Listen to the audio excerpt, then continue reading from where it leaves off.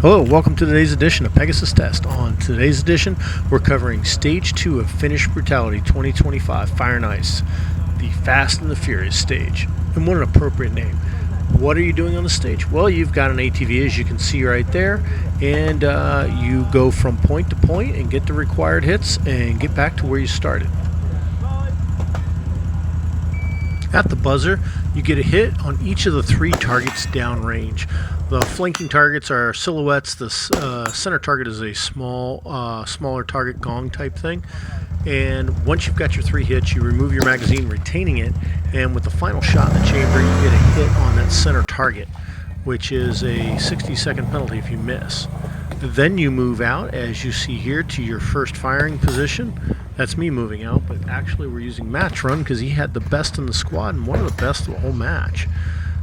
Seems you get an advantage when you know how to use these things. So at your second position here, you had to re-engage the same three targets, and then, like I said before, retain that magazine, and with your clearing shot, hit the center target. The unique thing here is you're going to each position. Yes, you're engaging the same array, but you're putting your body in different contortions because you cannot get off the vehicle. So the targets are appearing, like as you see here, off to your left, the previous position off to your right. And so each engagement, even though it's the same three targets, is actually unique every time you do it.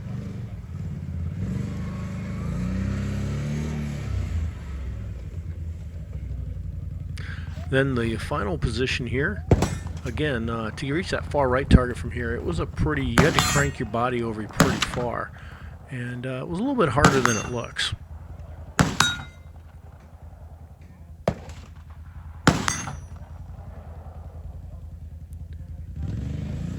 Once you move those hits, you had to move out, and this whole section of the course was turning in, by the time we did it, to a pretty thick sheet of ice. So you either had to do it really slow like Matt was doing right there, or you really had to gun it and just slip slide and wait until your tires gained some traction. Because these tires, you all noticed are marked, they're surrounded by paint. If you hit one and knock it out of position, 60 seconds. So it was quite a challenge between precision and speed. And once you finished the course, you went back to the original position and got three more hits, and your course of fire was done. Yeah! Now, moving on to Stage 2, which was called Fast and Furious. And I think we're all in agreement. It was what a way to end the first day. That was wonderful. I mean, big fan. It was an ATV stage. You literally drove an ATV around a course that they set up with 4 firing positions. You just rode the ATV, made the target engagement, and just until you were done with the course. And a deceptive stage for sure, but man, was it fun. Yeah, big fun. Yeah. I mean, you're straight up. You had 3 targets out there, 2 silhouettes, and I think a gong in the middle. That's right. Yep. A little bit smaller target. The firing sequence was incredibly simple. 1, 2, 3, remove and retain your magazine, clearing shot on the middle, smallest target, move to the next position, do that all around the course until you're done, and your last shooting position is your starting position, so it's a self-resetting stage. Deceptively long to do. Yeah. I think everybody was surprised how long, because it felt like, wow, it went by in a minute, and let's be honest, you're shooting from an ATV and driving it. It's freaking awesome. Yeah. Matt, you had the best score of our whole squad, so why don't you kick it off? No, I actually did pretty well. I did, I think, 12th overall for that stage. Really? And 5th in open division. Yeah, way to go, man. Again, I'll say experience helped. I spent my youth with my buddy's ATV. We used to go around, so like I know how to drift it on ice and snow and mud back in my case in my youth. But so yeah, that made it a lot easier. And I also kind of took a one-handed approach. A lot of people were either really securing their rifle down or getting it in a weird position and then getting both hands on, and it just, honestly, I think it kind of ate time. So as soon as I basically cleared my rifle, I had it in my left hand, and then I would just do everything with the right. Yeah. Okay, that makes sense. Didn't think about that. Yeah.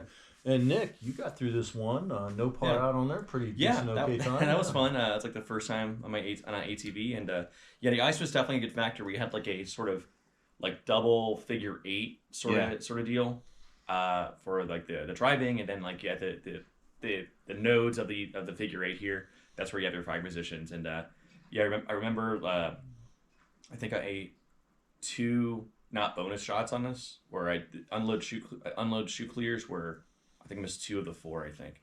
But I remember the positioning was super weird for me because didn't really I've never shot from that before. Just basically a saddle shot, seems fine. But I remember in my make ready sequence, I was like, cool, make ready, and I went in and I was like, let me see how the monopod works out. And the idle had just enough for me to be like, I can just probably muscle through this and not do it. And I think that initial judgment call on my end was the wrong one, because all my shots were made from the ATV, were made from like the saddle unsupported position. I felt the targets were big enough for me to muscle through and get through with speed, but that combined with me just not lackadaisically, but just like being very deliberate of a like rainbow, put gun there and then drive, that wasted a lot of time on my end. So that's a very good point. But, being deliberate was not wrong here, because the penalties here were high. 60 seconds for any target not engaged. Also, 60 seconds for any lost gear. Yes. This was a full retention match, and not just your ammo, but any gear you brought. And you also, once you were on the ATV, you could not dismount it. So if you dropped it and it skidded away, and that happened to some guys. It did. You were out, and there's nothing you could do about it. There's a penalty for getting off the ATV as well. I think it was like a 60 seconds. It was pretty hefty penalty. So you could rack up penalties here just for a drop magazine that were all out of proportion. Absolutely. So being deliberate had something going for it. Yeah, and even on the driving too is hitting any tires or anything like that was a 60-second penalty, if not more. And there was a couple places, like towards the end, I was kind of hauling. Going through the first time, I was sort of like, you're doing little hops, so it's like you're never getting speed. Yeah. Coming back, like I got some speed, and then that last turn before you go in, like hill. I almost like went into it, like it hit ice and it just kept going straight. I hit ice at the nearest, like the not the apogee, but whatever the opposite Closest of to apogee the is. The closest to the target is. So when I got to the closest, I totally fishtailed because I was just like not redlining, but I was brownlining it, I guess. But I slid out pretty hard, and but still was able to recover, but ate up a lot of time there. This is another one where equipment kind of mattered too, because I ended up paring out, and with the RK, the loading sequence is just slower. Absolutely. And I was very deliberate. Mag out, in pouch, I will take my shot. Mag in. The old saying of AK rifles are 15% slower than ARs. Yeah, that was true on the stage 4 sword. We chatted a little bit too about like the cigar method of like either you instead of putting it in your dump pouch or something, you put it in like your mouth. I ended up doing that. That felt fine for me, but the more optimal thing was just be normal, hold in your hand, and just one hand, like just drive it. You didn't need both hands to drive. Yeah. Can you, Matt? Can you tell us a bit about if you did anything crazy? I don't say crazy, but anything with like the braking, because they showed us, okay, hey, here's the front brake, here's the rear brake, here's the accelerator. Yeah. Those are the 3 controls known to us. It wasn't crazy, but I knew, like, holding my rifle in my left hand, I had no front brake. Yep. So you have a foot brake. Yep. And I just basically, like I said, throttled it. Yep. Got up to that shooting position, and as soon as I was kind of starting to roll into it, I just pushed down on that and just kind of got a good skid. Did you do it at any point when you were like kind of maneuvering, any braking? You were just like coasting? No, it was like I said, we used to drift around in the mud and stuff like that. So like I'm pretty comfortable on an ATV. Gotcha. It was trade-offs, right? I mean, you had in theory that the rear brake is not as good, so you do have less control from that perspective. But I don't know. And honestly, I'll say the other thing you were talking about is the RK.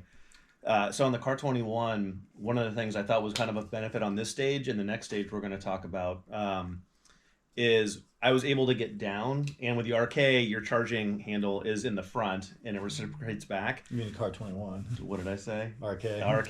Car 21. So, with the Car 21, basically charging handle in the front and pull it down, I could get down on the target and then basically charge it. So I was already on target when it was charged and ready to go.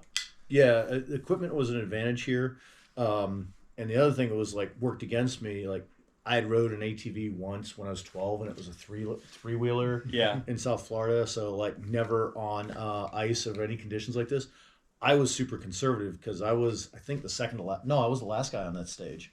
And, one of our other guys from Switzerland, he had skidded out of control and everything. And I'm like, okay.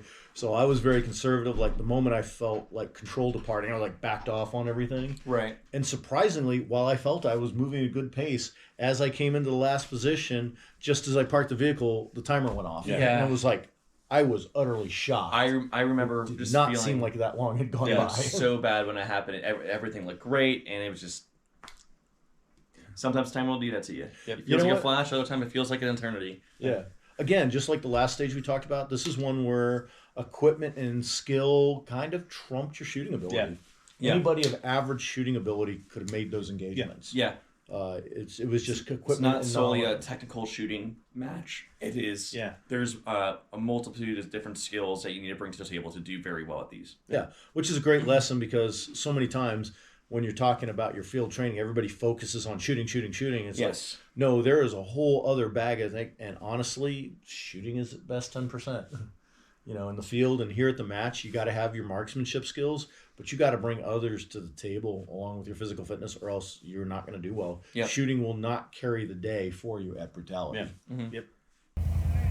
We hope you found this coverage of Finnish Brutality 2025 Fire and Ice helpful and informative. Please comment, like, and subscribe, and tune in tomorrow for Stage 3.